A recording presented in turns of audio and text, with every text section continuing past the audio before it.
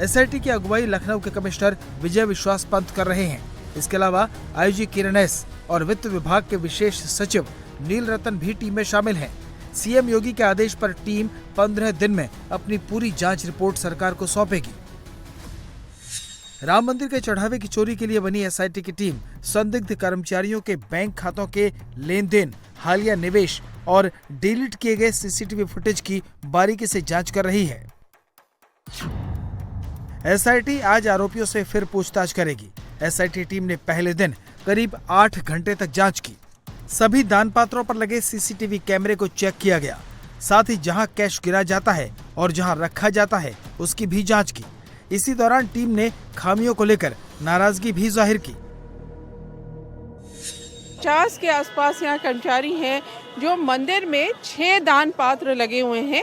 एक तो गर्भगृह के बिल्कुल सामने लगा हुआ है और बाकी भी मंदिर में अलग अलग जगह पे लगे हुए हैं जहाँ लोग आते हैं और दान करते हैं। अब जब ये दान पात्र भर जाता है तो जो मंदिर के कर्मचारी हैं वो उसको खोल के उससे रुपये निकालते हैं।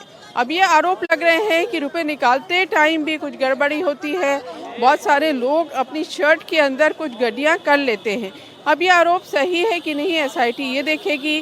जो दान पात्र हैं उसके आसपास कितने सीसीटीवी लगे हैं, उन सीसीटीवी की पोजीशन क्या है, सीसीटीवी के जो रिकॉर्ड्स हैं वो कब तक के हैं, अवेलेबल हैं कि नहीं, ये सारी चीज़ों की जांच पड़ताल की जाएगी। अब यहाँ ये भी आरोप लगाए जा रहे हैं कि जो लोग घपला कर रहे थे उन लोगों ने बीच बीच में सीसीटीवी बंद भी कर दिए थे कि जब वो रुपए निकालते थे तो सीसीटीवी बंद कर देते थे। अब ये आरोप सच है कि नहीं, ये भी एसआईटी की टीम जानेगी। और जो यहाँ पे काम करने वाले राम मंदिर में लोग हैं, जो ट्रस्ट के लोग हैं, उनसे भी पूछताछ होगी और ख़ास तौर से जिनके नाम ज़्यादा आ रहे हैं उनसे पूछताछ होगी। एसआईटी की टीम ने पहले दिन करीब 42 सेवादारों से पूछताछ की। इनमें राम मंदिर के कर्मचारी और ट्रस्ट के पदाधिकारियों के साथ साथ बैंक कर्मी भी शामिल हैं। 2 घंटे तक राम मंदिर ट्रस्ट के विशेष आमंत्रित सदस्यों से पूछताछ की गई। एसआईटी की टीम 2021 से लेकर अब तक के तमाम डॉक्यूमेंट्स खंगाल रही है। सूत्रों की माने तो शुरुआती जांच में पता चला है कि जो लोग चढ़ावे की गिनती करने की व्यवस्था में शामिल थे उनकी संपत्ति अचानक बढ़ गई। जो पहले ऑटो रिक्शा चलाता था वो करोड़पति हो गया। जो मेडिकल स्टोर चलाता था उसने आलीशान बिल्डिंग बनवा ली। बताया जा रहा है कि इसकी शिकायत काफी पहले ट्रस्ट से की गई थी, लेकिन ट्रस्ट ने इस पर ध्यान नहीं दिया। राम मंदिर में कुल 6 दान पात्र लगे हैं।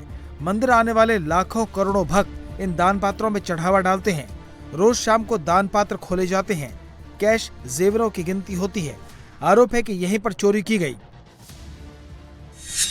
अब यहाँ ये भी आरोप लगाए जा रहे हैं कि जो लोग घपला कर रहे थे उन लोगों ने बीच बीच में सीसीटीवी बंद भी कर दिए थे कि जब वो रुपए निकालते थे तो सीसीटीवी बंद कर देते थे। अब ये आरोप सच है कि नहीं, ये भी एसआईटी की टीम जानेगी।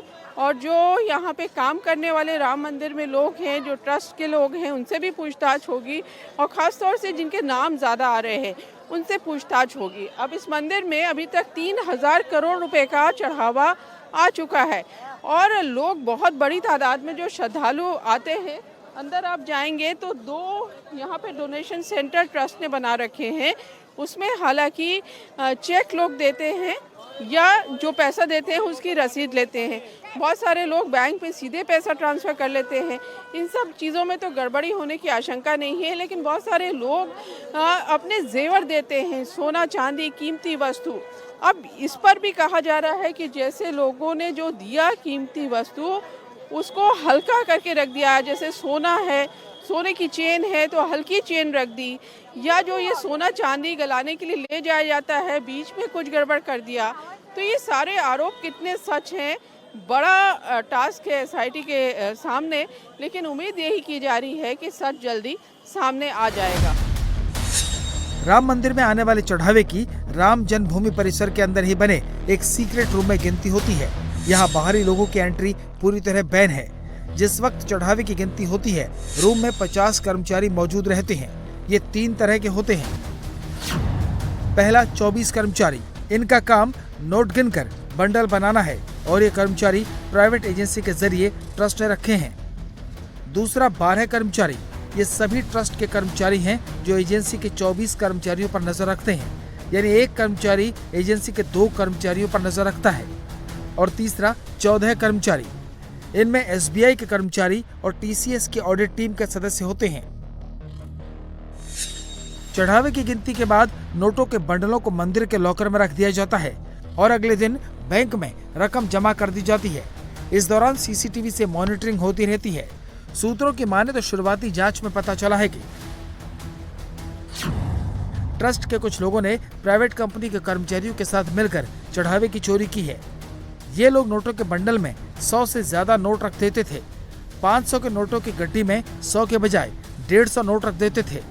इसके बाद रकम लॉकर में रखने से पहले एक्स्ट्रा नोट गड्डियों से निकाल लिए जाते थे।